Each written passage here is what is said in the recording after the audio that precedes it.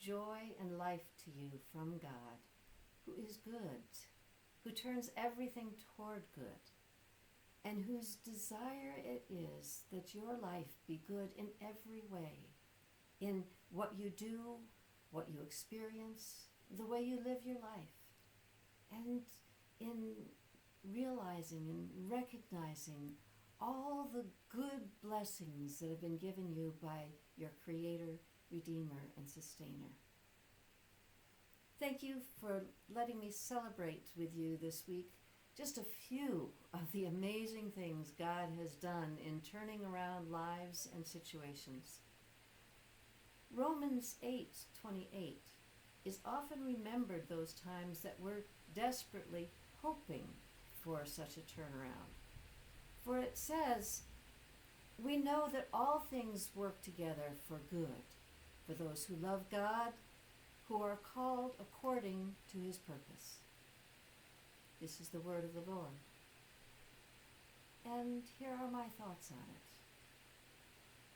it. In this verse, the Apostle Paul puts in a nutshell this whole matter of God's ability to take any situation, no matter how bad, and rework it so that something good can come from it. Think of, for a moment, of life as a God-woven tapestry, a beautiful design.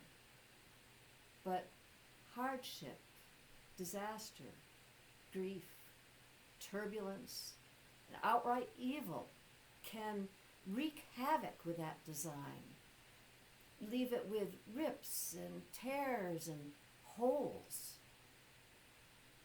God is able to mend that tapestry, reweave it, so that it becomes whole once again. Because of the reworking, it won't be the same as it was originally designed. But God has the ability to make it beautiful again, even if in a different way.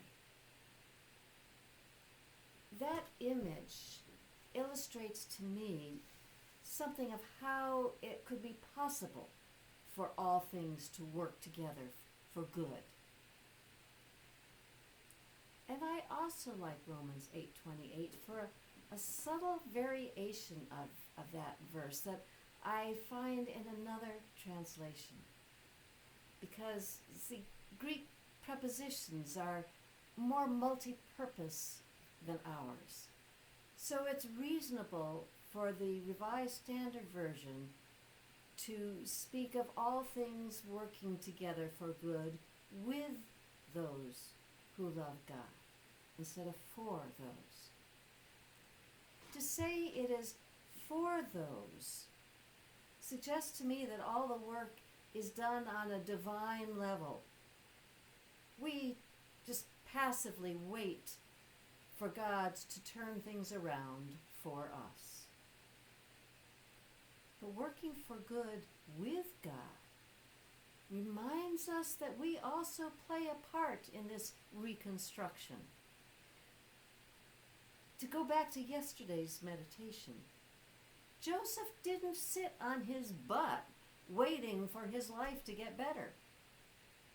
The happy ending came through combining God's use of Joseph's gifts and talents with Joseph's own efforts to make the best of a bad situation, even though he didn't have a clue about how well things would end up turning out when it got to the end. Sometimes we find the good in things just by opening our eyes to look for it. But I'm convinced that it's usually a combination of our work and God's that makes it possible for good to be found in the midst of a bad situation. To use my earlier image about the weaving, perhaps if God is the one who reweaves the pattern, perhaps we are the ones who hand God the thread.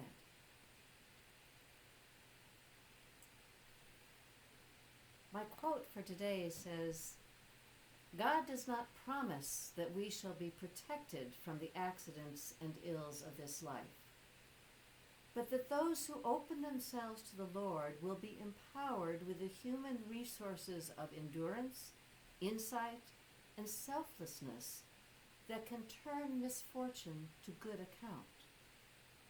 That in which we put our trust is essentially the constancy and reliability of God. That comes from the Doctrine Commission of the Church of England.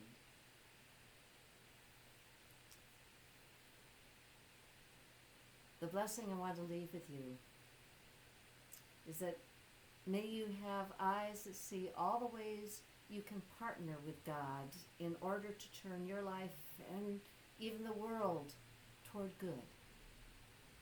May you never tire of the effort, but rather find strength in viewing the beautiful weaving that is created. God be with you now and bless each and every step of your way. Amen.